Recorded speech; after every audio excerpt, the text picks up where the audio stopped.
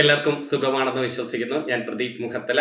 നല്ലൊരു അധ്യായമാണ് ഞാൻ ഇന്ന് കൊണ്ടുവന്നിരിക്കുന്നത്. ഏറ്റവും പ്രധാനപ്പെട്ട കുറേ നല്ല ചോദ്യങ്ങൾ പരീക്ഷയ്ക്ക് വരും എന്ന് ഉറപ്പ് പറയുന്ന കുറച്ച് നല്ല, എല്ലാം പരീക്ഷയ്ക്ക് വരും, തീർച്ചയായിട്ടും വരും, തീർച്ചയായിട്ടും. എന്നാലും ഞാൻ 7ാം ക്ലാസ് സോഷ്യൽ സ്റ്റഡീസ് വായിച്ചപ്പം അതിൽ ഏറ്റവും കൂടുതൽ ചോദിക്കുന്ന ഒരു പ്രിലിംസ് പരീക്ഷയ്ക്കായാലും മെയിൻസ് പരീക്ഷയ്ക്കായാലും ചോദിക്കാൻ പറ്റിയ കുറേ നല്ല ചോദ്യങ്ങളുണ്ടായിരുന്നു.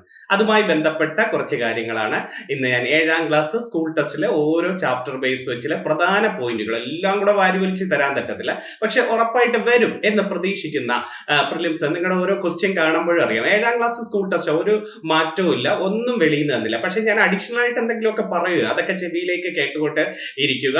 അപ്പോൾ നമുക്ക് തുടങ്ങാം ഇന്നത്തെ അംഗം. ഓക്കെ, എല്ലാവരും നല്ല രീതിയിൽ കട്ടയ്ക്ക് പോകുന്നു എന്ന് വിശ്വസിക്കുന്നു. വാശിയോടുകൂടി പോവുക. ഈ വരുന്ന 2026 നിങ്ങളുടെ വർഷമാകട്ടെ എന്ന് ആത്മാർത്ഥമായിട്ട് പ്രാർത്ഥിക്കുക. അങ്ങനെ പോകുന്നവരെല്ലാം തീർച്ചയായിട്ടും കട്ടയ്ക്ക് പോയി റിവിഷനും നടത്തി പ്രാക്ടീസും ചെയ്ത് പോകുന്നവരെല്ലാം തീർച്ചയായിട്ടും ജോലി കിട്ടിയിരിക്കും. ഓക്കെ, കിട്ടത്തില്ലേ?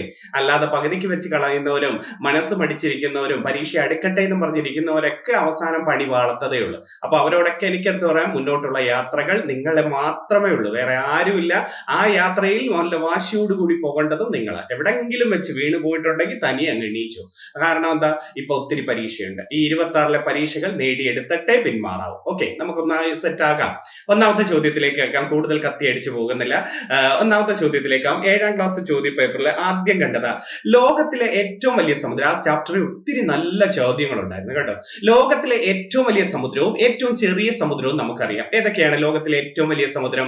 പസഫിക് സമുദ്രം അല്ലെ? ലോകത്തിലെ ഏറ്റവും വലിയ സമുദ്രം ഏതാണ്? പസഫിക് സമുദ്രം. ഏറ്റവും ചെറുത് ഏതാ? ആർട്ടിക് സമുദ്രം. നമുക്ക് ഏതൊക്കെ സമുദ്രങ്ങളുണ്ട്? പസഫിക് സമുദ്രം, അറ്റ്ലാന്റിക് സമുദ്രം, ഇന്ത്യൻ മഹാസമുദ്രം, അതെ, അന്റാർട്ടിക് സമുദ്രം, ആർട്ടിക് സമുദ്രം. ഇങ്ങനെയല്ലേ നമ്മൾ പഠിക്കുന്നത്? ലോകത്തിലെ ഏറ്റവും വലിയ സമുദ്രം പസഫിക് സമുദ്രം. പസഫിക് സമുദ്രത്തിന്റെ ആകൃതി ത്രികോണാകൃതിയാണ് കേട്ടോ. പസഫിക് സമുദ്രത്തിന്റെ ആകൃതി എന്താണ്? പസഫിക് സമുദ്രത്തിന്റെ ആകൃതി എന്താന്ന് ചോദിച്ചാൽ ത്രികോണാകൃതിയാണ് നമ്മൾ പറയേണ്ടത്. ത്രികോണം നമ്മൾ വേറൊരെണ്ണം പഠിച്ചിട്ടുണ്ട്. എവിടെ ത്രികോണം പഠിക്കുന്നത്? ഉപദ്വീപീയ പീഠഭൂമിയുടെ ആകൃതി അല്ലെ? ഉപദ്വീപീയ പീഠഭൂമിയുടെ ആകൃതി ത്രികോണാകൃതി അല്ലേ? അതുപോലെ അല്ലെങ്കിൽ ഡെക്കാൻ പീഠഭൂമിയുടെ ആകൃതി ത്രികോണാകൃതി അല്ലേ? പിന്നെ വേറൊരു നല്ലൊരു ചോദ്യമുണ്ട്, ഈ പുതിയ ഇന്ത്യൻ പാർലമെന്റ് മന്ദിരത്തിന്റെ ആകൃതി. പുതിയ ഇന്ത്യൻ പാർലമെന്റ് മന്ദിരത്തിന്റെ ആകൃതി ഏതാ? ത്രികോണാകൃതി. ത്രികോണാകൃതിയിൽ തലയുള്ളതല്ലേ അണലി എന്ന പാമ്പ്. അണലി പാമ്പിന്റെ ത്രികോണാകൃതിയിൽ നല്ലേ നമ്മൾ പഠിക്കുന്നത്. അപ്പം പസഫിക് സമുദ്രത്തിന്റെ ആകൃതി ത്രികോണാകൃതിയാണ്. ഉപദ്വീപീയ പീഠഭൂമി, ഡെക്കാൻ പീഠഭൂമി, ഇതിന്റെ ആകൃതി ത്രികോണാകൃതിയാണ്. പുതിയ പാർലമെന്റ് മന്ദിരത്തിന്റെ ആകൃതി ത്രികോണാകൃതിയാണ്. ത്രികോണാകൃതിയിൽ തലയുള്ള പാമ്പ് ഏതാണ്? അണലിയാണെന്ന് നമ്മൾ പഠിക്കാറുണ്ട്. അപ്പൊ ലോകത്തിലെ ഏറ്റവും വലിയ സമുദ്രം ഏതാണ്? പസഫിക് സമുദ്രം. എന്താ പസഫിക് സമുദ്രത്തിന്റെ മറ്റൊരു പേര്? ശാന്ത സമുദ്രം അല്ലെ? പസഫിക് സമുദ്രത്തിന്റെ മറ്റൊരു പേര് എന്താണ്? ശാന്ത സമുദ്രം. മെക്കല്ലൻ ആണ് അങ്ങനെ പേരിടുകയൊക്കെ ചെയ്തത്, മെക്കല്ലൻ. ഓക്കെ, പിന്നെ ആ ഒരു നല്ലൊരു ചോദ്യത്തില് പസഫിക് സമുദ്രം നമ്മൾ പഠിച്ചു. ഇവിടെയാണ് ലോകത്തിലെ ഏറ്റവും കൂടുതൽ ആഴമുള്ള ഭാഗം.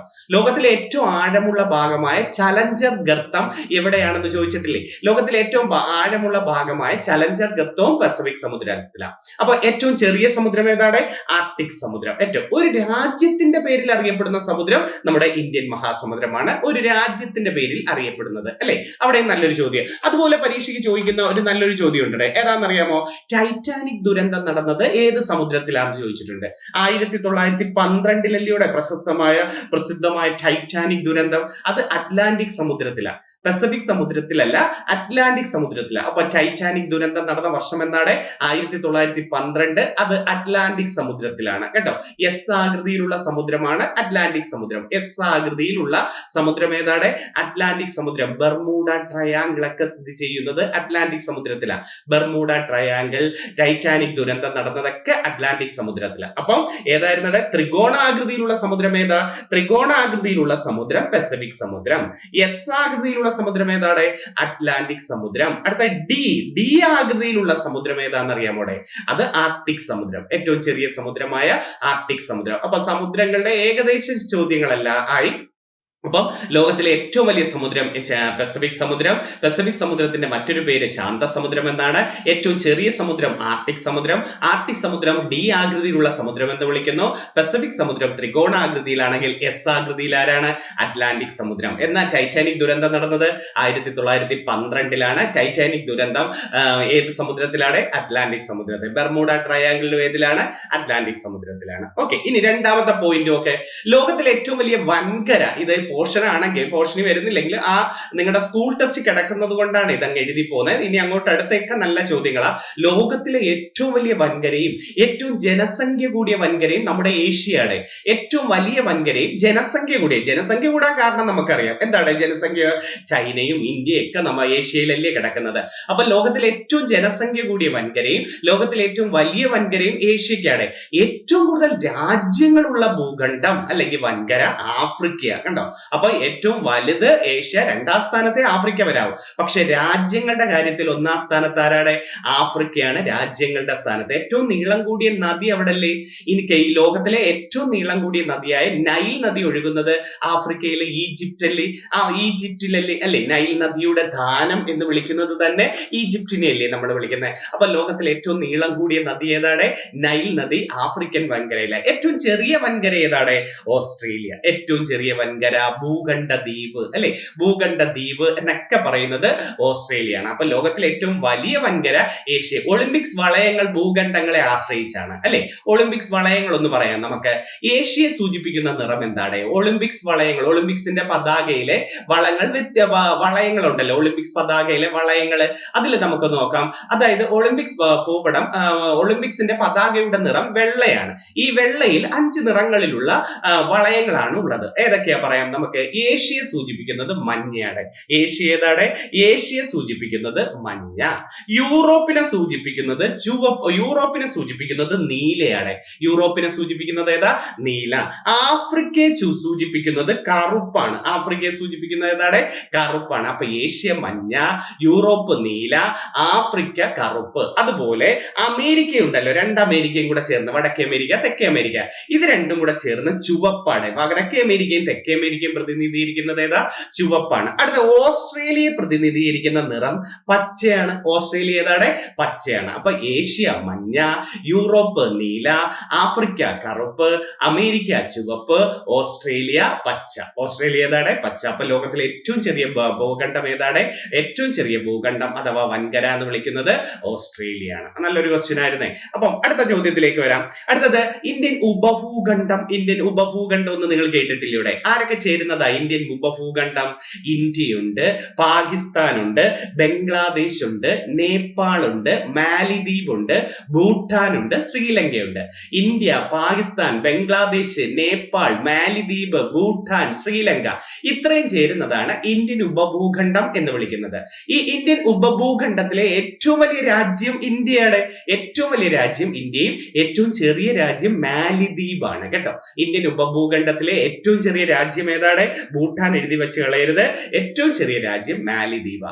അതിൽ ഇന്ത്യൻ ഉപഭൂഖണ്ഡത്തിൽ ഏതൊക്കെയാ നമ്മൾ പറഞ്ഞത്? ഇന്ത്യ, പാകിസ്ഥാൻ, ബംഗ്ലാദേശ്, നേപ്പാൾ, മാലിദ്വീപ്, ഭൂട്ടാൻ, ശ്രീലങ്ക. അത് 2 പേര് ദ്വീപ് രാഷ്ട്രങ്ങളാണ്. ഇന്ത്യൻ ഉപഭൂഖണ്ഡത്തിലെ ദ്വീപ് രാഷ്ട്രങ്ങൾ മാലിദ്വീപും ശ്രീലങ്കയും. മാലിദ്വീപും ശ്രീലങ്കയും. ഓക്കെ, സെറ്റ് ആണല്ലോ അല്ലേ? അപ്പൊ ഏറ്റവും വലുത് ഇന്ത്യ, ഏറ്റവും ചെറുത് ഏതാണ്? ഏറ്റവും ചെറുത് മാലിദ്വീപ്. 2 ദ്വീപ് രാഷ്ട്രങ്ങൾ ഏതൊക്കെ ഉപഭൂഖണ്ഡത്തിലെ? മാലിദ്വീപും ശ്രീലങ്കയുമാണ്. ഓക്കെ, ഇനി ഇന്ത്യൻ ഉപഭൂഖണ്ഡത്തിന്റെ അതിർത്തികളെ ഒന്ന് പരിചയപ്പെടുത്തിയിരിക്കുന്നു. ഇതൊക്കെ സ്റ്റേറ്റ്മെന്റ് ആയിട്ട് തന്നെ വരും, ഉറപ്പായിട്ട് പഠിച്ചിട്ട് വരിക. ഇന്ത്യൻ ഉപഭൂഖണ്ഡത്തിലെ അതിർത്തികൾ നമുക്ക് നോക്കാം. വടക്ക് ഹിമാലയം, തെക്ക് ഇന്ത്യൻ മഹാസമുദ്രം. ഇന്ത്യയുടെ കണക്ക് തന്നെയാണ് അത് വരുന്നത് അല്ലേ? വടക്ക് ഹിമാലയം ഇന്ത്യൻ ഉപഭൂഖണ്ഡത്തിലെ അതിർത്തികൾ എന്നാന്നേ പറഞ്ഞത്, ഇന്ത്യയുടെ അതിർത്തികളല്ല. ഇന്ത്യയുടെ അതിർത്തികൾ നമ്മൾ പൊതുവെ സ്കൂൾ ക്ലാസ് എങ്ങനെ പഠിക്കുന്നത്? വടക്ക് ഹിമാലയം, തെക്ക് ഇന്ത്യൻ മഹാസമുദ്രം, പടിഞ്ഞാറ് അറബിക്കടൽ, കിഴക്ക് ബംഗാൾ ഉൾക്കടൽ, ഇങ്ങനെയല്ലേ നമ്മൾ പഠിക്കുന്നത്. പക്ഷെ ഇന്ത്യൻ ഉപഭൂഖണ്ഡത്തിന്റെ അതിർത്തികൾ പറയുമ്പോൾ വടക്ക് ഹിമാലയം, തെക്ക് ഇന്ത്യൻ മഹാസമുദ്രം, കിഴക്ക് അർക്കൻ മലനിരകളാണ്. കിഴക്ക് ഏതാണ്? അർക്കൻ മലനിര. പടിഞ്ഞാറ് ഹിന്ദുക്കുഷ് മലനിര. പടിഞ്ഞാറ് ഏതാണ്? ഹിന്ദുക്കുഷ് മലനിര. ഇതിപ്പം പാകിസ്ഥാനിൽ കിടക്കുകയാണ്. ഹിന്ദുക്കുഷ് മലനിര പാകിസ്ഥാനിലാണ്. എന്നാലും ഇത് പഠിച്ചു വെച്ചിരിക്കുക. ഇന്ത്യൻ ഉപഭൂഖണ്ഡത്തിന്റെ അതിർത്തികൾ ഏതൊക്കെയാ? വടക്ക് ഹിമാലയം, തെക്ക് ഇന്ത്യൻ മഹാസമുദ്രം, കിഴക്ക് അർക്കൻ മലനിര, പടിഞ്ഞാറ് ഹിന്ദുക്കുഷ് മലനിര. ഓക്കെ, അടുത്തത് ഇന്ത്യയുടെ കാലാവസ്ഥയല്ലേ നമ്മൾ മൺസൂൺ കാലാവസ്ഥ എന്ന് വിളിക്കുന്നത്. ഈ മൺസൂൺ എന്ന പദം ഏത് ഭാഷയിൽ നിന്നാണെന്ന് അറിയാമോ? മൺസൂൺ എന്നത് അറബി ഭാഷയിലെ മൗസിം എന്ന് പറയുന്ന ഒരു അറബി ഭാഷയിലാണ്. ഇതിന്റെ അർത്ഥം ഋതുക്കൾ എന്നതാണ് കേട്ടോ.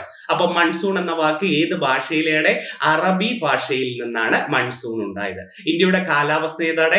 മൺസൂൺ കാലാവസ്ഥയാണ്. ഈ ഇന്ത്യയിൽ അടിക്കുന്ന ഈ മൺസൂൺ കാറ്റുകളെ വിശേഷിപ്പിക്കുന്ന ഒരു പേര്, ഇത് പഠിച്ചു വെച്ചിരിക്കുക. പ്രിലിംസ് പരീക്ഷയ്ക്ക് ചോദിക്കാൻ പറ്റിയ ഒരു പോയിന്റ്. ഇന്ത്യയുടെ യഥാർത്ഥ ധനമന്ത്രി എന്ന് വിശേഷിപ്പിക്കുന്ന പ്രതിഭാസം ഏത്? ഇന്ത്യയുടെ യഥാർത്ഥ ധനമന്ത്രി എന്ന് വിളിക്കുന്ന പ്രതിഭാസം ഏതാണ്? മൺസൂൺ കാറ്റുകളെയാണ്. നല്ലൊരു പോയിന്റ് ആയിരുന്നു കേട്ടോ.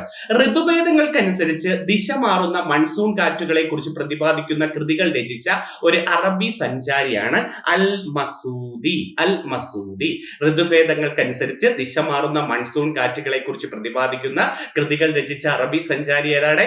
അൽ മസൂദി. സ്കൂൾ ടെസ്റ്റിൽ ഉണ്ടായതുകൊണ്ട് ഒന്ന് പഠിച്ചു വെച്ചിരിക്കുക കേട്ടോ, പഠിച്ചു വെച്ചിരിക്കുക. അടുത്തത്, ഇന്ത്യയിൽ ഏറ്റവും കൂടുതൽ മഴ പെയ്യുന്നത് എവിടെയാണ്? ഇന്ത്യയിൽ ഏറ്റവും കൂടുതൽ മഴ പെയ്യുന്നത് മേഘാലയയിലെ മൗസിൻഡ്രം അല്ലെ, മൗസിൻഡ്രം. അത് ഏത് കുന്നുകളിൽ എന്ന് ചോദിച്ചിട്ടുണ്ട്. ഏത് കുന്നുകളിൽ? ഏതാണ്?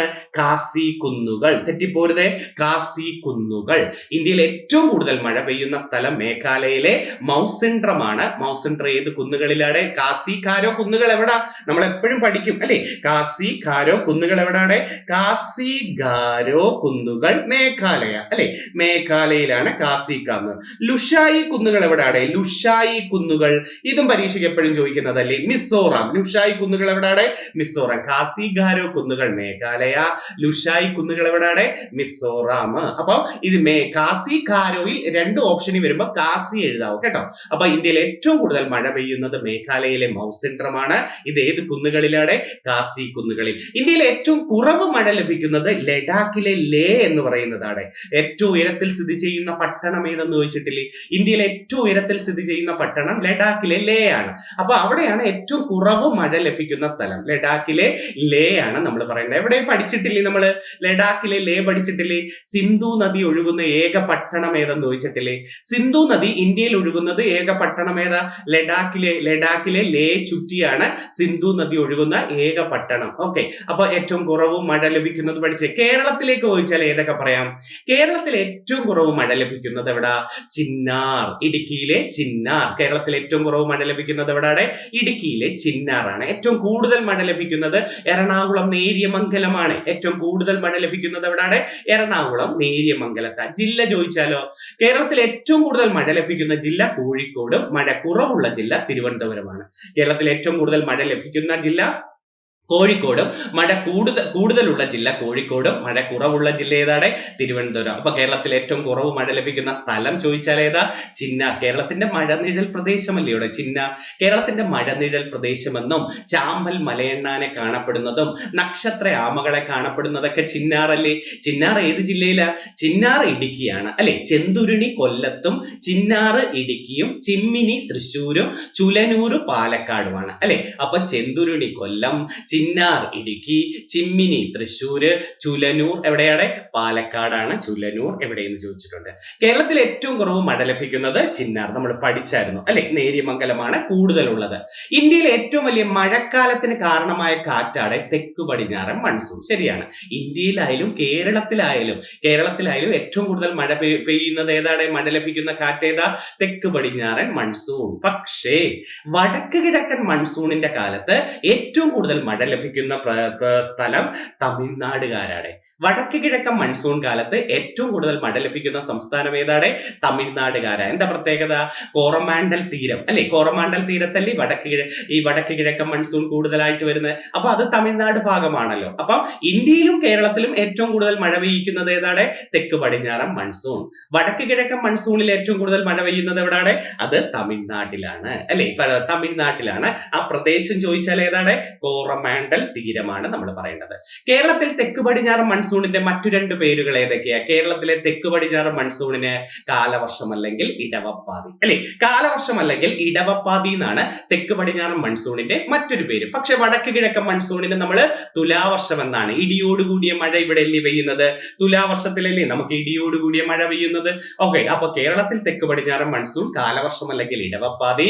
കേരളത്തിൽ വടക്ക് കിഴക്കൻ മൺസൂണിനെ എന്ത് വിളിക്കുന്നത്? തുലാവർഷം. ഹാളി പോകുമ്പോ തെറ്റിപ്പോരുതേ, കാലവർഷം എന്ന് വിളിക്കുന്നത്. ഇന്ത്യയിലെ ധാന്യങ്ങളെ രണ്ടായിട്ട് തിരിച്ചിരിക്കുന്നത്. രണ്ടായി. മൃദുധാന്യമുണ്ട്, പരുക്കൻ ധാന്യമുണ്ട്. മൃദുധാന്യത്തിന് ഉദാഹരണം നെല്ല്, ഗോതമ്പ് ഇതൊക്കെ. ഇന്ത്യയിലെ പരുക്കൻ ധാന്യങ്ങൾക്ക് ഉദാഹരണം ബജറ, ചോളം, റാഗി തുടങ്ങിയവയാണ് കേട്ടോ. ഇന്ത്യയിലെ ധാന്യങ്ങളിൽ മൃദുധാന്യങ്ങൾക്ക് ഉദാഹരണം ഏതൊക്കെയാണ്? നെല്ലും ഗോതമ്പും. പരുക്കൻ ധാന്യത്തിന് ഉദാഹരണം ഏതൊക്കെയാ? പരുക്കൻ ധാന്യത്തിന് ചോളം, റാഗി, ബജറയാണ്. ഇന്ത്യയിൽ ഏറ്റവും കൂടുതൽ ഉത്പാദിപ്പിക്കുന്ന ഭക്ഷ്യധാന്യം നെല്ലല്ലേ? ആണ് ഇന്ത്യയിൽ ഏറ്റവും കൂടുതൽ ഉൽപ്പാദിപ്പിക്കുന്ന ഭക്ഷ്യധാന്യം ഏതാണ്? നെല്ല്. രണ്ടാം സ്ഥാനത്താര? ഗോതമ്പ്. രണ്ടാം സ്ഥാനത്താരാണ്? ഗോതമ്പാണ് ഇന്ത്യയിൽ ഏറ്റവും കൂടുതൽ ഉൽപ്പാദിപ്പിക്കുന്ന ഭക്ഷ്യധാന്യം ഏതെന്ന് ചോദിച്ചിട്ടുണ്ട് അല്ലെ. ഇന്ത്യയിലെ ഏറ്റവും വലിയ കാർഷിക അധിഷ്ഠിത വ്യവസായമാണ് പരുത്തിത്തുണി വ്യവസായം. ഇന്ത്യയിലെ ഏറ്റവും വലിയ കാർഷിക അധിഷ്ഠിത വ്യവസായം ഏതാണ്?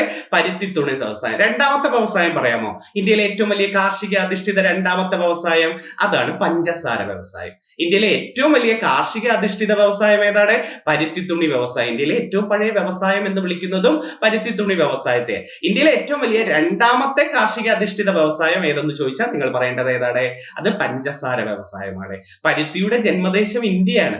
പരുത്തിയുടെ ജന്മദേശം ഇന്ത്യയാണ്. പരുത്തി ഏറ്റവും കൂടുതൽ ഉൽപ്പാദിപ്പിക്കുന്നത് മഹാരാഷ്ട്ര, ഗുജറാത്ത്, തെലങ്കാന, രാജസ്ഥാൻ. ഏറ്റവും കറക്റ്റ് നമ്മൾ ഒരു സ്റ്റേറ്റ് ആയിട്ട് നമ്മൾ പഠിക്കുന്നത് പരുത്തി, നിലക്കടല, ഉപ്പ് ഇതൊക്കെ ഏറ്റവും കൂടുതൽ ഉൽപ്പാദിപ്പിക്കുന്നത് ഗുജറാത്ത് എന്ന് പഠിക്കുന്നു. പക്ഷെ സ്കൂൾ ടെസ്റ്റിൽ ഇങ്ങനെയാണ് പരുത്തി ഏറ്റവും കൂടുതൽ ഉൽപ്പാദിപ്പിക്കുന്ന സംസ്ഥാനങ്ങളായിട്ട് മഹാരാഷ്ട്ര, ഗുജറാത്ത്, തെലങ്കാന, രാജസ്ഥാൻ. ലോക പരുത്തി ദിനം ഉണ്ടടെ സ്കൂൾ ടെസ്റ്റിൽ. നല്ലൊരു പോയിന്റ്. ലോക പരുത്തി ദിനം ഒക്ടോബർ 7. ലോക പരുത്തി ദിനം ഏതാണ്? ഒക്ടോബർ 7. പരുത്തിയുടെ ജന്മദേശം എവിടാ? പരുത്തിയുടെ ജന്മദേശം എവിടെയെന്ന് ചോദിച്ചാൽ ഇന്ത്യയാണ് നമ്മൾ പറയേണ്ടത്. അപ്പം ഇന്ത്യയിലെ ഏറ്റവും വലിയ കാർഷിക അധിഷ്ഠിതം പരുത്തി തുണിയാണ്. രണ്ടാം സ്ഥാനത്ത് ഏതാണ്? രണ്ടാം സ്ഥാനത്ത് പഞ്ചസാര വ്യവസായമാണ്. പഞ്ചസാര വ്യവസായം. ഇന്ത്യയിലെ ആദ്യത്തെ പഞ്ചസാര വ്യവസായശാല എവിടെയെന്ന് സ്കൂൾ ടെസ്റ്റ് കൊടുത്തിരിക്കുന്നുണ്ടോ? ബീഹാറിലെ ബേട്ടിയ. ബീഹാറിലെ ബേട്ടിയ. ഇന്ത്യയിലെ ആദ്യത്തെ പഞ്ചസാര വ്യവസായം എവിടെയാണ്? ബീഹാറിലെ ബേട്ടിയ. അത് നല്ലൊരു ക്വസ്റ്റ്യൻ ആണ്. അത് സ്കൂൾ ടെസ്റ്റ് വെറൈറ്റി ആയിട്ട് കിടക്കുന്നുണ്ട്. അധികം നമ്മൾ GK ആയിട്ട് മുമ്പൊന്നും പഠിക്കാത്തൊരു ക്വസ്റ്റ്യൻ ആണ്. അതുകൊണ്ട് അത് പഠിച്ചേക്കണേ. ഇന്ത്യയിലെ ആദ്യത്തെ പഞ്ചസാര വ്യവസായശാല. ഓക്കെ. അടുത്ത ഇന്ത്യയിലെ ഏറ്റവും കൂടുതൽ കരിമ്പ്, പഞ്ചസാര ഇവയൊക്കെ ഉൽപ്പാദിപ്പിക്കുന്നത് ഉത്തർപ്രദേശാണ് നമുക്കറിയാം അല്ലെ. ഗോതമ്പ്, കരിമ്പ്, പഞ്ചസാര, ചോളമില്ല, റാഗി ഇതൊക്കെ ഏറ്റവും കൂടുതൽ ഉത്തർപ്രദേശാണ്. അപ്പം ഉത്തർപ്രദേശ് കഴിഞ്ഞാൽ പിന്നെ മഹാരാഷ്ട്ര, കർണാടക, തമിഴ്നാട്. അതുകൊണ്ട് ചിലപ്പം ഇങ്ങനെ 4 ഓർഡർ എഴുതാനൊക്കെ ചോദിക്കും. ഉത്തർപ്രദേശ്, മഹാരാഷ്ട്ര, കർണാടക, തമിഴ്നാട് ഇങ്ങനെ പഠിച്ചു വെക്കണം. ഇന്ത്യയുടെ പഞ്ചസാര കിണ്ണം എന്ന് വിളിക്കുന്നത് ഉത്തർപ്രദേശിനെയാണ്. അപ്പം പഞ്ചസാരയും കരിമ്പും ഗോതമ്പും ഒക്കെ ഏറ്റവും കൂടുതൽ എവിടെയാണ്? ഉത്തർപ്രദേശ്. ഇന്ത്യയുടെ പഞ്ചസാര കിണ്ണം എന്ന് വിളിക്കുന്നതും ഉത്തർപ്രദേശാണ്. ഇന്ത്യയിലെ ഏറ്റവും വലിയ ധാതു അധിഷ്ഠിത വ്യവസായം ഇരുമ്പുരുക്കാണ്. അപ്പൊ കൃഷി അധിഷ്ഠിത വ്യവസായം പരുത്തി തുണിയാണെങ്കിൽ ഇന്ത്യയിലെ ഏറ്റവും വലിയ ധാതു അധിഷ്ഠിത വ്യവസായം ഏതാണ്? ഇരുമ്പുരുക്ക് വ്യവസായത്തെ. ഇരുമ്പുരുക്ക് വ്യവസായത്തെ വിളിക്കുന്ന പേരെന്താ? വ്യവസായ മേഖലയുടെ നട്ടെല്ലെന്നും ഇന്ത്യയുടെ പ്രാഥമിക വ്യവസായം ഏത്? കണ്ടോ, ഈ പോയിന്റ് ഒക്കെ ശ്രദ്ധിക്കാതെ പോയവരാ പലരും. വ്യവസായ മേഖലയുടെ നട്ടെല്ല് എന്ന് വിളിക്കുന്നത് ഇരുമ്പുരുക്ക് വ്യവസായത്തെയാണ്. പ്രാഥമിക വ്യവസായം എന്ന് അറിയപ്പെടുന്നതും ഇരുമ്പുരുക്ക് വ്യവസായം. ഇന്ത്യയിൽ ആദ്യമായിട്ട് ഇരുമ്പുരുക്ക് വ്യവസായശാല ആരംഭിച്ചത് തമിഴ്നാട്ടിലെ പോർട്ടനോവയിലാണ്. ഇന്ത്യയിലെ ആദ്യത്തെ ഇരുമ്പുരുക്ക് വ്യവസായശാല ആരംഭിച്ചത് എവിടെയാണ്? തമിഴ്നാട്ടിലെ പോർട്ടനോവ 1830. ഓക്കെ, ഓർത്തു വെച്ചിരിക്കണേ, 1830. ഈ പോയിന്റ് തെറ്റരുത്. വ്യവസായ മേഖലയുടെ നട്ടെല്ലെന്നും പ്രാഥമിക വ്യവസായം എന്നൊക്കെ വിളിക്കുന്നത് എന്തിനെയാണ്? ഇരുമ്പുരുക്ക് വ്യവസായത്തെയാണ്. ഇന്ത്യയിലെ ഏറ്റവും വലിയ ഇരുമ്പുരുക്ക് നിർമ്മാണശാല ഏതെന്ന് ചോദിച്ചാൽ ബൊക്കാറോ. ബൊക്കാറോ ജാർഖണ്ഡിലാണ്. 1964 റഷ്യയുടെ സഹായത്തോടെ കേട്ടോ, റഷ്യയുടെ സഹായത്തോടെയാണ് ഇത് വരുന്നത്. അപ്പൊ ഇന്ത്യയിലെ ഏറ്റവും വലിയ ഇരുമ്പുരുക്ക് നിർമ്മാണശാല ബൊക്കാറോ, ജാർഖണ്ഡ്. 1964 ആരുടെ സഹായത്തോടെ? റഷ്യയുടെ സഹായത്തോടെ. സെറ്റ് ആണല്ലോ. അടുത്ത നല്ലൊരു പോയിന്റ്. ഓക്കെ, ഹരിത വിപ്ലവത്തെ കുറിച്ചാണ് പറയുന്നത്. ഏറ്റവും വലുത് ആണ്. ബാക്കിയൊക്കെ നമ്മൾ പഠിച്ചിട്ടുണ്ട്, ഓർമ്മയുണ്ടോ? കോഡായിട്ട്. എന്നാലും അതൊന്ന് പറഞ്ഞു നോക്കാം. ഇന്ത്യയിലെ ഏറ്റവും വലിയ ഇരുമ്പുരുക്ക് നിർമ്മാണശാല ഏതാണ്? ഇന്ത്യയിലെ ഏറ്റവും വലിയ ഇരുമ്പുരുക്ക് നിർമ്മാണശാല ബൊക്കാറോ, ജാർഖണ്ഡ്, റഷ്യയുടെ സഹായത്തോടെ 1964. ബാക്കിയൊക്കെ എന്ന് പറഞ്ഞിടെ. ഇന്ത്യയിലെ ഏറ്റവും ലാഭകരമായി പ്രവർത്തിക്കുന്ന ഇരുമ്പുരുക്ക് നിർമ്മാണശാല ഏതാ? അത് ഭിലായിയാണ്. ഭിലായി, ഛത്തീസ്ഗഡ്, റഷ്യയുടെ സഹായത്തോടെ 1959 കാലത്താണ് വരുന്നത്. 59. ഇനി ഈ ഒഡീഷയിൽ ഒരെണ്ണം ഉണ്ടേ, റൂർക്കേല ഇരുമ്പുരുക്ക് നിർമ്മാണശാല ഒഡീഷയില് ജർമ്മനിയുടെ സഹായത്തോടെ 1959. ദുർഗാപൂർ ഇരുമ്പുരുക്ക് നിർമ്മാണശാലയുണ്ട്. ദുർഗാപൂർ അത് പശ്ചിമ ബംഗാളിൽ ബ്രിട്ടന്റെ സഹായത്തോടെ 1962 കാലഘട്ടത്തിൽ വരുന്നതാണ്. 59-62 എല്ലാം കയറി വരുന്നത്. ഏറ്റവും മെയിൻ ആള് 64. ഏറ്റവും വലുത് ബൊക്കാറോ.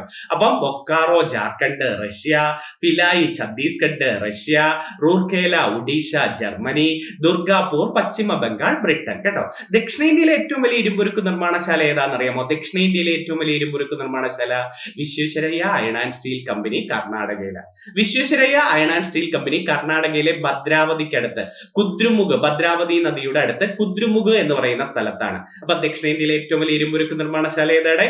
ഇരുമ്പുരുക്ക് നിർമ്മാണശാല Visvesvaraya iron and steel company കർണാടകയിലാണ് അല്ലെ. ഇന്ത്യയുടെ ഉരുക്ക് നഗരം ഏതാ?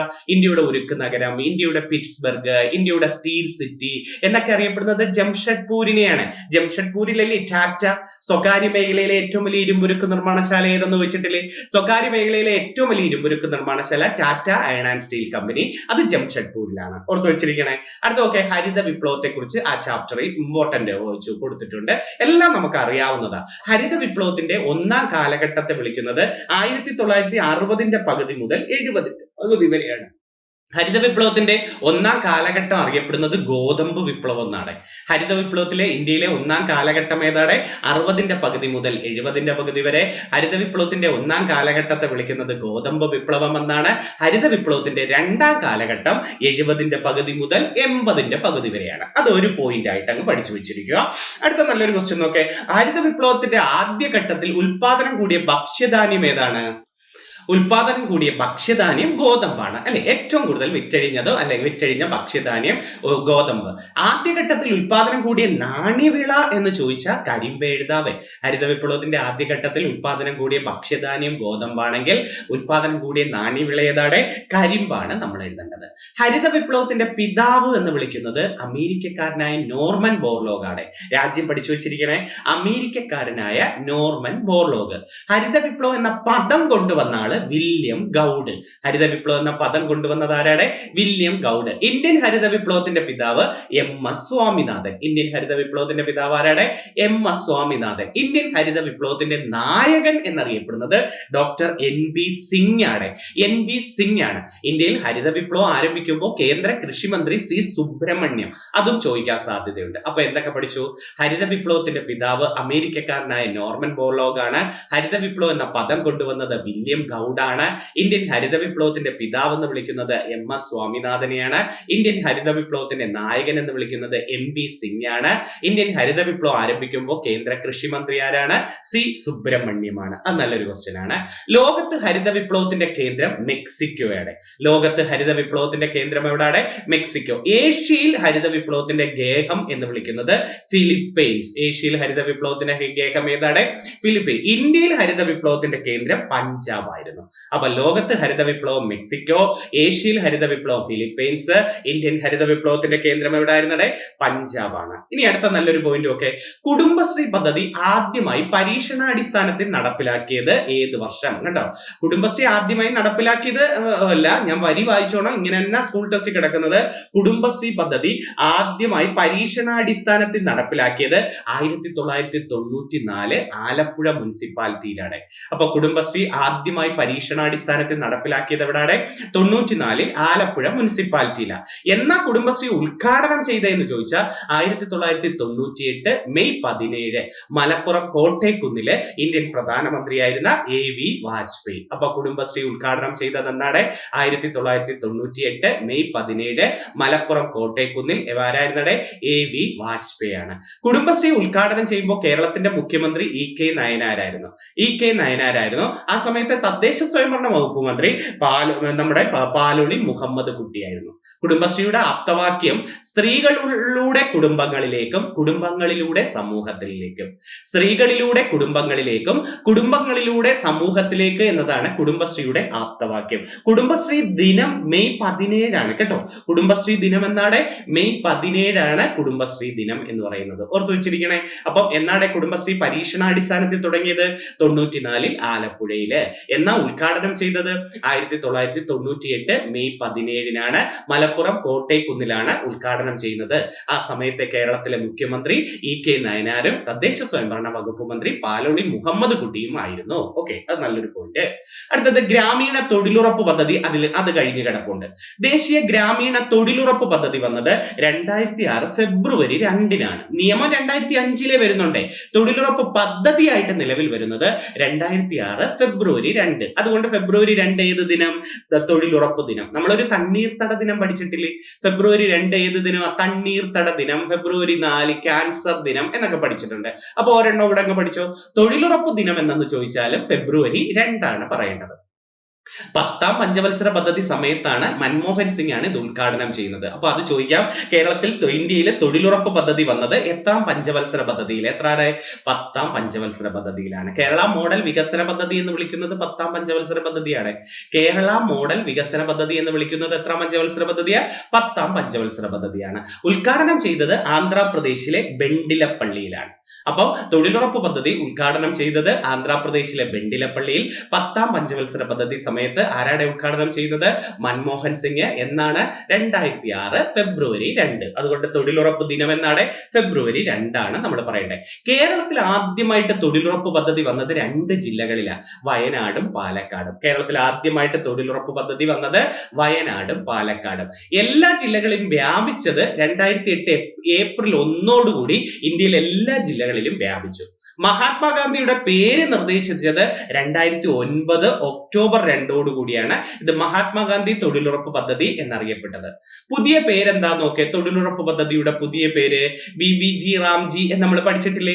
വികസിത Bharat guarantee for Rozgar and Ajeevika mission. Viksit Bharat guarantee for Rozgar and Ajeevika mission എന്നതാണ് ആരുടെ പുതിയ പേര്? തൊഴിലുറപ്പ് പദ്ധതിയുടെ പുതിയ പേര് ചോദിച്ചിട്ടുണ്ട്. പദ്ധതിയുടെ ചുമതല വഹിക്കുന്നത് എപ്പോഴും ഗ്രാമപഞ്ചായത്തുകാരായിരിക്കും. ഇതിന്റെ സോഷ്യൽ ഓഡിറ്റ് നടക്കേണ്ടത് ഗ്രാമസഭയിൽ വെച്ചാണ്. ഇതിന്റെ സോഷ്യൽ ഓഡിറ്റ് നടക്കേണ്ടത്. തൊഴിലുറപ്പ് പദ്ധതി ഉറപ്പ് നൽകുന്ന തൊഴിൽ ദിനങ്ങളുടെ എണ്ണം 125 മുമ്പ് 100 നമ്മൾ പഠിച്ചിട്ടുണ്ട് അല്ലേ? ഇപ്പൊ അത് മാറി. ഒരു വർഷത്തെ തൊഴിലുറപ്പ് പദ്ധതിയിൽ ഉറപ്പ് നൽകുന്ന തൊഴിൽ ദിനങ്ങൾ എത്രയാണ്? 125. കേരളത്തിൽ തൊഴിലുറപ്പ് പദ്ധതി വേതനം എത്ര? ഇപ്പം 369. ഇനി കൂടാമേ പരീക്ഷ എടുക്കുന്ന സമയത്തൊക്കെ എന്താന്ന് അറിഞ്ഞുകൂടാ. ഇപ്പൊ നിൽക്കുന്നത് 369. ഏറ്റവും കൂടുതൽ വേതനം ഹരിയാനയ്ക്കാണ്, 400 രൂപ കേട്ടോ. അപ്പൊ കേരളത്തിന്റെ വേതനം എത്രയാണ്? 369. ഏറ്റവും കൂടുതൽ വേതനം ആർക്കാണ്?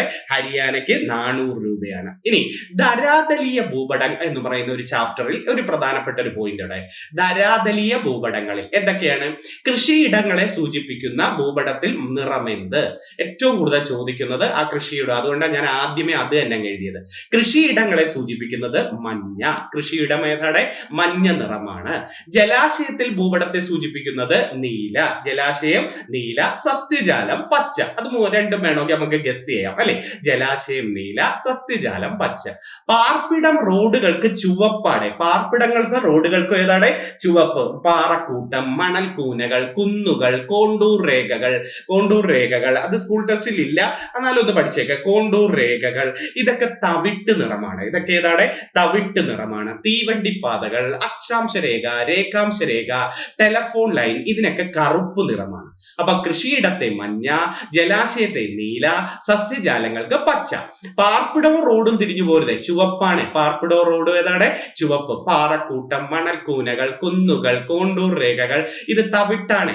തീവണ്ടിപ്പാത, അക്ഷാംശ രേഖ, രേഖാംശ രേഖ, ടെലഫോൺ ലൈൻ ഇതൊക്കെ ഏതാണ്? കറുപ്പാണ് ഉദ്ദേശിച്ചു വെച്ചിരിക്കുക. ഓക്കെ. ഇനി GST യെ കുറിച്ച് ചോദിച്ചിട്ടുണ്ട്. GST ആ ചാപ്റ്ററിൽ പഠിക്കാനുണ്ട്. എന്നാ GST വന്നത്? 2017 ജൂലൈ 1. 2017 ജൂലൈ 1 GST വരുന്നത്. നല്ലൊരു ക്വസ്റ്റ്യൻ. GST നടപ്പിലാക്കിയ ഭേദഗതി 2016 101 ഭേദഗതി. ഇന്ത്യയിൽ GST നടപ്പിലാക്കിയ ഭേദഗതി ഏതാണ്? 2016 101 ഭേദഗതി. ഉപഭോക്താവ് നൽകേണ്ട GSTയുടെ നിരക്കുകൾ ചോദിച്ചിട്ടുണ്ട്. ഇപ്പൊ നേരത്തെ വേറെ ഒത്തിരി നികുതിയാണ്. ഇപ്പൊ 4 നിരക്കുകളേ ഉള്ളൂ. 0%, 5%, 18%, 40%. അപ്പൊ ഉപഭോക്താവ് നൽകേണ്ട GSTയുടെ നിരക്കുകൾ എത്രയാണ്? 0, 5, 18, 40. ഓൺലൈൻ ഗെയിം, ലോട്ടറി തുടങ്ങിയവയ്ക്ക് നൽകുന്ന GST ഏറ്റവും വലിയ GST ആയ 40%. സംസ്ഥാന സർക്കാരിന്റെ ഏറ്റവും വലിയ വരുമാന മാർഗം ഏത് എന്ന് ചോദിച്ചാൽ സംസ്ഥാന GST പറയണ്ടേ. സംസ്ഥാന സർക്കാരിന്റെ ഏറ്റവും വലിയ വരുമാന മാർഗം ഏതാണ്? സംസ്ഥാന GST പറയട്ടെ. കേന്ദ്ര സർക്കാരിന്റെ അത് കോർപ്പറേറ്റ് ടാക്സ് ആണ്. കേന്ദ്ര സർക്കാരിന്റെ ഏറ്റവും വലിയ വരുമാന മാർഗം കോർപ്പറേറ്റ് ടാക്സും സംസ്ഥാന സർക്കാരിന്റെ ഏറ്റവും വലിയ വരുമാന മാർഗം ഏതാണ്? സംസ്ഥാന GST. എത്ര പെർസെന്റേജുകളെല്ലാം? 0, 5, 18, 40 ആണ്. എന്നാ നിലവിൽ വന്നത് 2017 ജൂലൈ 1. ഭേദഗതി എത്ര GST കൊണ്ടുവന്നത്? 101 ഭേദഗതി പ്രകാരമാണ് GST നടപ്പിലാക്കുന്നത്. ഇനി തദ്ദേശ സ്വയംഭരണ സ്ഥാപനങ്ങളിൽ ചുമത്തുന്ന കുറച്ച് നികുതികളുടെ പേര് പറയാം. നമ്മുടെ പഞ്ചായത്ത് ഓഫീസിലൊക്കെ കൊണ്ടടക്കേണ്ട കുറച്ച് നികുതികൾ: കെട്ടിട നികുതി, വിനോദ നികുതി, പരസ്യ നികുതി, തൊഴിൽ നികുതി. കെട്ടിട നികുതി, വിനോദ നികുതി, പരസ്യ നികുതി, തൊഴിൽ നികുതി ഒക്കെ നമുക്ക് തദ്ദേശ സ്വയംഭരണ സ്ഥാപനങ്ങളിൽ. പക്ഷേ ഭൂനികുതി അടയ്ക്കുന്ന ഓഫീസ് ഏതാണ്? ഭൂനികുതി അടയ്ക്കുന്ന ഓഫീസ് വില്ലേജ് ഓഫീസാണ് അല്ലെ. ഭൂനികുതി അടയ്ക്കുന്ന ഓഫീസ് ഏതാണ്? Village office. നഗരങ്ങളിൽ ഇറക്കുമതി ചെയ്യുന്ന സാധനങ്ങൾക്ക് ഏർപ്പെടുത്തിയിരിക്കുന്ന നികുതിയാണ് ഒക്ട്രോയി. നഗരങ്ങളിൽ ഇറക്കുമതി ചെയ്യുന്ന സാധനങ്ങൾക്ക് മേൽ ഏർപ്പെടുത്തിയിരിക്കുന്ന നികുതി ഏതാണ്? ഒക്ട്രോയി. അപ്പൊ ഭൂനികുതി അടയ്ക്കുന്നത് വില്ലേജ് ഓഫീസിൽ, നഗരങ്ങളിൽ ഇറക്കുമതി ചെയ്യുന്ന സാധനങ്ങൾക്ക് മേൽ ഏർപ്പെടുത്തിയിരിക്കുന്ന നികുതി ഏതാണ്? ഒക്ട്രോയി. ഓക്കെ. ഇനി ഗാന്ധിജിയെ കുറിച്ചൊരു പോർഷൻ ഉണ്ട്. ഗാന്ധി ഒരു പോർഷനേ ഉള്ളൂ, നല്ല കുറെ ക്വസ്റ്റ്യൻ ആണ് കേട്ടോ. ഇത് ഉറപ്പായിട്ട് പ്രതീക്ഷിക്കാം. ഗാന്ധിജി ആദ്യമായിട്ട് ദക്ഷിണാഫ്രിക്കയിൽ എത്തിയ വർഷം ചോദിച്ചിട്ടുണ്ട്. ഗാന്ധിജി നമ്മുടെ സേട്ട് അബ്ദുള്ളയുടെ കേസ് വാദിക്കാൻ വേണ്ടിയാണ് ഇദ്ദേഹം പോകുന്നത് ദക്ഷിണാഫ്രിക്കയില് എന്നാണ്. സെറ്റല്ലേ, വർഷങ്ങൾ ഒരു ഓർഡറിലാത്ത ഞാൻ ഇട്ടേക്കുന്നത്. ഗാന്ധിജി ദക്ഷിണാഫ്രിക്കയിൽ എത്തിയ വർഷം 1893 അല്ലെ. വിവേകാനന്ദന്റെ ചിക്കാഗോ സർവമത സമ്മേളനവും ഈ വർഷമല്ലേ? വിവേകാനന്ദന്റെ ചിക്കാഗോ സർവമത സമ്മേളനവും 1893. നമ്മുടെ അയ്യങ്കാളിയുടെ വില്ലുവണ്ടി യാത്രയും ഈ വർഷമല്ലേ? ആണ്. അയ്യങ്കാളിയുടെ വില്ലുവണ്ടി യാത്ര ഏത് വർഷം? 1893. ഇനി ഗാന്ധിജി ദക്ഷിണാഫ്രിക്കയിൽ ആരംഭിച്ച സംഘടനയാണ് നേറ്റാൾ ഇന്ത്യൻ കോൺഗ്രസ് 1894. തൊട്ടടുത്ത വർഷം ഗാന്ധിജി ദക്ഷിണാഫ്രിക്കയിൽ ഒരു സംഘടന ആരംഭിച്ചു, നേറ്റാൾ ഇന്ത്യൻ കോൺഗ്രസ് 1894. ഗാന്ധിജി ദക്ഷിണാഫ്രിക്കയിൽ ആരംഭിച്ച പത്രം ഏത് എന്ന് ചോദിച്ചാൽ ഇന്ത്യൻ ഒപ്പീനിയൻ 1904. ഗാന്ധിജി ദക്ഷിണാഫ്രിക്കയിൽ ആരംഭിച്ച പത്രം ഏതാണ്? Indian opinion 1904. ഗാന്ധിജിയുടെ ആദ്യ സത്യാഗ്രഹം എവിടെയെന്ന് ചോദിച്ചാൽ ദക്ഷിണാഫ്രിക്ക 1906. അപ്പൊ ഏതൊക്കെ പഠിച്ചു? ഗാന്ധിജി ആദ്യമായി ദക്ഷിണാഫ്രിക്കയിൽ എത്തിയ വർഷം ചോദിച്ചാൽ 1893. ദക്ഷിണാഫ്രിക്കയിൽ രൂപം നൽകിയ സംഘടന ചോദിച്ചാൽ നേറ്റാൾ ഇന്ത്യൻ കോൺഗ്രസ്. ഗാന്ധിജി ദക്ഷിണാഫ്രിക്കയിൽ ആരംഭിച്ച പത്രം ചോദിച്ചാൽ ഇന്ത്യൻ ഒപ്പീനിയൻ 1904. ഗാന്ധിജിയുടെ ആദ്യ സത്യാഗ്രഹം ചോദിച്ചാൽ ദക്ഷിണാഫ്രിക്കയിൽ 1906. ഇനി ഗാന്ധിജിയുടെ ആദ്യ ജയിൽവാസം എവിടെയെന്ന് ചോദിച്ചാൽ ജോഹന്നാസ്ബർഗ്, ദക്ഷിണാഫ്രിക്കയിൽ ജോഹന്നാസ്ബർഗിൽ 1908. ഗാന്ധിജിയുടെ ആദ്യത്തെ കൃതി ഏതെന്ന് ചോദിച്ചാൽ ഹിന്ദു സ്വരാജ് 1909. ഇത് പഠിച്ചിട്ടേ കയറാവൂ, വർഷവും പഠിച്ചിട്ടേ കയറാവൂ. ഗാന്ധിജിയുടെ ആദ്യത്തെ കൃതി ഏതാണ്? ഹിന്ദു സ്വരാജ് 1909. ഗാന്ധിജി പരീക്ഷിച്ച 3 സമര രീതികൾ ഏതൊക്കെയാ? സത്യാഗ്രഹം, നിസ്സഹകരണം, നിയമലംഘനം അല്ലെ. അത് 3 കേൾക്കുമ്പോഴേ നമുക്ക് മനസ്സിലാവും. ഗാന്ധിജി പരീക്ഷിച്ച 3 സമര രീതികൾ ഏതൊക്കെയാണ്? സത്യാഗ്രഹം, നിസ്സഹകരണം, നിയമലംഘനം. ഗാന്ധിജിയുടെ രാഷ്ട്രീയ പരീക്ഷണശാല എന്ന് വിളിക്കുന്നത് ദക്ഷിണാഫ്രിക്കയിലെ ആണ്. ഗാന്ധിജിയുടെ രാഷ്ട്രീയ പരീക്ഷണശാല എന്ന് വിളിക്കുന്ന സ്ഥലം ഏതാണ്? ദക്ഷിണാഫ്രിക്കയിലാണ്. ഓർത്തു വെച്ചിരിക്കണേ. ഗാന്ധിജിയുടെ ആത്മകഥയുടെ പേരെന്താ? എന്റെ സത്യാന്വേഷണ പരീക്ഷണങ്ങൾ. അത് ഏത് ഭാഷയിലാണ് എഴുതിയത്? അത് ഗുജറാത്തി ഭാഷയിലാണ്. ഗാന്ധിജിയുടെ ആത്മകഥ ഏത് ഭാഷയിലാണ്? ഗുജറാത്തി ഭാഷയിൽ. അപ്പൊ ഏതൊക്കെ പഠിച്ചടേ നമ്മള്? ഗാന്ധിജി ദക്ഷിണാഫ്രിക്കയിൽ എത്തിയ വർഷം 1893. അവിടെ സ്ഥാപിച്ച സംഘടന നേറ്റാൾ ഇന്ത്യൻ കോൺഗ്രസ് 1894. പിന്നെന്ത് പഠിച്ചു?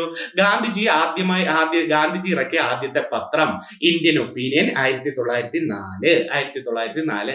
ഗാന്ധിജിയുടെ ആദ്യത്തെ സത്യാഗ്രഹം എവിടെ? ദക്ഷിണാഫ്രിക്ക 1906. ഗാന്ധിജിയുടെ ആദ്യ ജയിൽവാസം എവിടെ? ദക്ഷിണാഫ്രിക്കയിലെ ജോഹന്നാസ്ബർഗിൽ 1908. ഗാന്ധിജിയുടെ ആദ്യത്തെ കൃതി ഏത്? ഹിന്ദു സ്വരാജ് 1909. അപ്പൊ വർഷങ്ങൾ മാത്രം അങ്ങ് പഠിച്ചേ. അപ്പം അതത്രേ. അപ്പൊ ഹിന്ദു സ്വരാജിന്റെ വർഷമൊക്കെ തെറ്റരുത്. Indian opinion 4. ആദ്യ സത്യാഗ്രഹം ദക്ഷിണാഫ്രിക്കയിൽ എവിടെയാണ്? അത് 6. ഗാന്ധിജിയുടെ രാഷ്ട്രീയ പരീക്ഷണശാല ദക്ഷിണാഫ്രിക്കയാണ്. അത് നല്ലൊരു ക്വസ്റ്റ്യൻ ആണ്. അടുത്ത മലയാളത്തിൽ പ്രസിദ്ധീകരിച്ച ആദ്യത്തെ 2 പത്രങ്ങൾ ഏതൊക്കെ? എളുപ്പമുള്ള ഒരു ക്വസ്റ്റ്യൻ അല്ലേ. 2 പത്രങ്ങളാണ് രാജ്യസമാചാരം, പശ്ചിമോദയം. രണ്ടും ഒരേ വർഷമാണ് വന്നത്. 1847 ജൂണില് രാജ്യസമാചാരം, 1847 ഒക്ടോബറിൽ പശ്ചിമോദയം. അപ്പൊ മലയാളത്തിൽ പ്രസിദ്ധീകരിച്ച ആദ്യത്തെ 2 പത്രങ്ങൾ ഏതൊക്കെയാണ്? ഒരേ സമയത്ത് വന്ന 2 പത്രങ്ങളാണ് രാജ്യസമാചാരവും പശ്ചിമോദയം. 1847 ജൂണിൽ രാജ്യസമാചാരം, 1847 ഒക്ടോബറിൽ പശ്ചിമോദയം. ഇതിന്റെ സ്ഥാപകൻ ഹെർമൻ ഗുണ്ടർട്ടാണ് കേട്ടോ. അപ്പം രാജ്യസമാചാരത്തിന്റെ പശ്ചിമോദയത്തിന്റെ സ്ഥാപകൻ ആരാണ്? Hermann Gundert. പ്രസിദ്ധീകരിച്ചത് തലശ്ശേരിയിലെ ഇല്ലിക്കുന്ന് ബംഗ്ലാവിൽ നിന്നും ബാസൽ ഇവാഞ്ചലിക്കൽ മിഷൻ പ്രകാരമാണ് ഇദ്ദേഹം കേരളത്തിൽ എത്തുന്നത് കേട്ടോ. ഹെർമൻ ഗുണ്ടർട്ട് കേരളത്തിൽ എത്തുന്നത് ഏത് മിഷൻ പ്രകാരമാണ്? Basal evangelical mission. നമുക്ക് ചർച്ച് മിഷൻ സൊസൈറ്റി ഉണ്ട്, ലണ്ടൻ മിഷൻ സൊസൈറ്റി ഉണ്ട്, അതുപോലെ ബാസൽ ഇവാഞ്ചലിക്കൽ മിഷൻ മലബാറിൽ കേന്ദ്രമാക്കി വരുന്നത് ബാസൽ ഇവാഞ്ചലിക്കൽ മിഷൻ. ഈ മിഷൻ പ്രകാരമാണ് നമ്മുടെ ഹെർമൻ ഗുണ്ടർട്ട് എവിടെ എത്തിച്ചേരുന്നത്? കണ്ണൂര് തലശ്ശേരിയിലെ ഇല്ലിക്കുന്ന് ബംഗ്ലാവിൽ. അവിടെ വെച്ചാണ് ആദ്യത്തെ 2 പത്രം അദ്ദേഹം പ്രസിദ്ധീകരിക്കുന്നത്. നിലവിലെ ഏറ്റവും പഴയ പത്രം ദീപികയല്ലേ. അപ്പൊ നിലവിലെ ഏറ്റവും പഴയ മലയാള പത്രം ഏതാണ്? ദീപികയാണ്. 1887 കോട്ടയത്ത് നിന്നാണ്. നീതിയിരിക്കൽ മാണി കത്തനാറാണ് സ്ഥാപിക്കുന്നത്. നീതിയിരിക്കൽ മാണി കത്തനാർ. ഇന്റർനെറ്റ് എഡിഷൻ തുടങ്ങിയ ആദ്യത്തെ മലയാള പത്രം ഈ ദീപിക ഇന്റർനെറ്റ് എഡിഷൻ തുടങ്ങിയത്. മലയാള മനോരമ പത്രം തൊട്ടടുത്ത വർഷമാണ് 88 കോട്ടയം ജില്ലയിൽ നിന്ന് വരുന്നുണ്ട്. സ്ഥാപകൻ കണ്ടത്തിൽ വർഗീസ് മാപ്പിളയാണ്. 1928 ആകുമ്പോഴേ അത് ദിനപത്രമായി മാറത്തുള്ളൂ കേട്ടോ. അപ്പൊ മലയാള മനോരമ പത്രം 1888 കോട്ടയം, സ്ഥാപകനാരാണ്? കണ്ടത്തിൽ വർഗീസ് മാപ്പിള. കേരള കൗമുദി പത്രം 1911 കൊല്ലം ജില്ലയിൽ നിന്നാണ്. കൊല്ലത്ത് മയ്യനാട് എന്ന് പറയുന്ന ഒരു സ്ഥലമുണ്ട്. കൊല്ലം മയ്യനാട് നിന്നാണ് തുടങ്ങിയത്. സ്ഥാപകൻ CV കുഞ്ഞിരാമനാണ് കേട്ടോ. കേരള കൗമുദി പത്രം സ്ഥാപിച്ചത് ആരാണ്? CV കുഞ്ഞിരാമൻ. മാതൃഭൂമി പത്രം വന്നത് 1923 കോഴിക്കോട് നിന്നാണ്. സ്ഥാപകൻ KP കേശവ മേനോൻ. കേരളത്തിന്റെ വന്ധ്യവയോധികൻ എന്ന് വിളിക്കുന്നത് KP കേശവ മേനോനാ. കേരളത്തിന്റെ വന്ധ്യവയോധികൻ ആരാണ്? KP കേശവ. ഇദ്ദേഹമാണ് മാതൃഭൂമി പത്രം സ്ഥാപിച്ചത് 1923 കോഴിക്കോട് ജില്ലയിൽ നിന്ന്. 1930 ഇത് ദിനപത്രമായിട്ട് മാറത്തുള്ളൂ കേട്ടോ. അപ്പം ദീപിക പത്രവും മലയാള മനോരമയും കോട്ടയം, കേരള കൗമുദി കൊല്ലം, മാതൃഭൂമി ഇവിടെ നിന്നാണ്? കോഴിക്കോട് കേട്ടോ. മാതൃഭൂമി പത്രത്തിന്റെ സ്ഥാപകൻ KP കേശവ മേനോൻ. കേരള കൗമുദി പത്രത്തിന്റെ സ്ഥാപകൻ CV കുഞ്ഞിരാമൻ. മലയാള മനോരമ പത്രത്തിന്റെ സ്ഥാപകൻ കണ്ടത്തിൽ വർഗീസ് മാപ്പിള. ദീപിക പത്രത്തിന്റെ സ്ഥാപകൻ നീതിയിരിക്കൽ മാണി കത്തനാർ. രാജ്യസമാജവും പശ്ചിമോദയവും ഹെർമൻ ഗുണ്ടർട്ട്. അതിന്റെ വർഷം എന്ന് പറഞ്ഞേ 1847 രാജ്യസമാചാരവും പശ്ചിമോദയവും പ്രസിദ്ധീകരിക്കുന്നത് അല്ലെ. മലയാള പത്രത്തിന്റെ പിതാവ്, ആദ്യ പത്രം ഇറക്കിയ ആള് ഹെർമൻ ഗുണ്ടർട്ട് എന്ന് തന്നെ പറഞ്ഞാൽ മതി. മലയാള പത്രത്തിന്റെ പിതാവ്. പക്ഷെ മലയാള പത്ര പ്രവർത്തനത്തിന്റെ പിതാവ് ചെങ്കുളത്ത് കുഞ്ഞിരാമ മേനോനാണ്. മലയാള പത്രത്തിന്റെ പിതാവ് ഹെർമൻ ഗുണ്ടർട്ടും മലയാള പത്ര പ്രവർത്തനത്തിന്റെ പിതാവ് ആരാണ്? ചെങ്കുളത്ത് കുഞ്ഞിരാമ മേനോനാണ്. അത് നല്ല 2 പോയിന്റുകളാണ് കേട്ടോ. തിരിഞ്ഞു പോരുത് കേട്ടോ. ഇത്രയാണ് ഇന്ന് ആ സ്കൂൾ ടെസ്റ്റ്. ഒത്തിരി ഉണ്ട്. ഇനി 2ാം ഘട്ടമായിട്ട് ഞാൻ ഇറക്കാം. എന്നാലും ഒത്തിരി വാരി വലിച്ചിട്ടാ പിന്നെ നിങ്ങൾ അവസാനം എനിക്ക് പറയുമ്പോൾ ഇതൊന്ന് വാരി വലിച്ച് പഠിപ്പിച്ച്. ഇതാകുമ്പോൾ കുറച്ച് ഏറ്റവും ഇമ്പോർട്ടന്റ് പ്രിലിംസ് പരീക്ഷയ്ക്കും ഒക്കെ ചോദിക്കാൻ പറ്റിയ ചോദ്യം വരും. ഉറപ്പായിട്ട് സ്കൂൾ ടെസ്റ്റിൽ നിന്ന് ഉറപ്പായിട്ട് വരും. ഇത് 7ാം ക്ലാസ്സിലെ പുതിയ സ്കൂൾ ടെസ്റ്റ്, കഴിഞ്ഞ വർഷം മാറിയ സ്കൂൾ ടെസ്റ്റിൽ നിന്ന് കുറച്ച് നല്ല പോയിന്റുകൾ സെലക്ട് ചെയ്ത് നിങ്ങൾക്ക് കൊണ്ടുവന്നത്. ഇതിന് ഒരാഴ്ചക്കുള്ളിൽ നിങ്ങൾ പഠിച്ചു തീർത്ത് വെച്ചിരിക്കണേ. പഠിച്ചു തീർത്ത് വെച്ച് കഴിഞ്ഞാൽ അടുത്ത ആഴ്ച അടുത്ത തരാം. ഓക്കെ, തീരുമ്പോ എന്താ തരാം എന്ന് ചോദിച്ചു കളയരുത്. എന്തായാലും പരീക്ഷ അടുക്കുന്നത് വരെ ഞങ്ങളുടെ സപ്പോർട്ടുകൾ ഉണ്ടായിരിക്കും. കറക്റ്റ് ഓർഡർ സിലബസ് അനുസരിച്ച് നിങ്ങൾ അങ്ങ് പോണേ, അതേ എനിക്ക് പറയാനുള്ളൂ. പിന്നെ ഞങ്ങൾ ഇതുപോലുള്ള റിവിഷനുകൾ കേൾക്കുക. പ്രധാനപ്പെട്ടത് ഇങ്ങനെ ചെവി വെച്ചോ, ജോലി ചെയ്യുമ്പോഴോ, അടുക്കളയിൽ പണി ചെയ്യുമ്പോഴോ, അല്ലെങ്കിൽ ഉറങ്ങാൻ നേരത്തോ, വണ്ടിയിൽ യാത്ര ചെയ്യുമ്പോഴോ ഒക്കെ ഒന്ന് കേട്ടിങ്ങനെ പോകുമ്പോൾ നിങ്ങൾക്ക് ആ വീടുകളൊക്കെ ലയിക്കും കേട്ടോ. ഒത്തിരി സന്തോഷത്തോടെ നല്ലൊരു ജോലി കിട്ടട്ടെ എന്ന് പ്രാർത്ഥിച്ച് മുന്നോട്ട് പോവുക. ഞങ്ങളൊക്കെ കൂടെ ഉണ്ടായിരിക്കും. എന്ത് പ്രതിസന്ധി വന്നാലും തനിയെ എണീക്കുക, അല്ലാതെ ആരും പിടിച്ചെണീക്കത്തില്ല. എന്ത് വിഷമവും പനിയൊക്കെ വന്ന് പെൻഡിങ്ങിലായാലും അങ്ങ് എണീച്ച് പനി വന്ന് കിടന്നു അങ്ങനെ അല്ല, മനസ്സ് വിഷമിക്കാതെ അങ്ങ് കട്ടക്ക് എണീച്ചു പോവുക കേട്ടോ. 1 or 2 ദിവസമോ അല്ലെങ്കിൽ ഒരാഴ്ചയോ പെൻഡിങ് വന്നെന്നും പറഞ്ഞ് ഒന്നും വിഷമിക്കേണ്ട. ഇനിയും സമയം നിങ്ങൾക്ക് തന്നിട്ടുണ്ട്. ആ സമയങ്ങൾ മാക്സിമം ഉപയോഗപ്പെടുത്തുന്ന ആരാണോ അവരെ വിജയിച്ചിട്ടുള്ളൂ. അതുകൊണ്ടാണ് സമയം ഒന്നിനും പിടിച്ചു നിർത്താൻ പറ്റത്തില്ല. സമയം പൊയ്ക്കൊണ്ടേയിരിക്കും. നിങ്ങളുടെ മനസ്സ് എന്നെയാണ് പിടിച്ചു നിർത്തേണ്ടത്. മനസ്സ് അനുവദിക്കുന്നില്ലെങ്കിൽ മനസ്സിനെ അനുവദിച്ചേ പറ്റൂ. എന്റെ ആവശ്യമാണ്, എനിക്ക് മുമ്പിൽ വന്ന പരീക്ഷ എനിക്ക് നേടിയേ പറ്റൂ എന്ന് തോന്നലുണ്ടായാൽ തീർച്ചയായിട്ടും മുന്നോട്ട് പോയിരിക്കും. ഒത്തിരി സന്തോഷത്തോടെ നല്ലൊരു ടോപ്പിക്കുമായിട്ട് നമുക്ക് വീണ്ടും കാണാം. നന്ദി, നമസ്കാരം.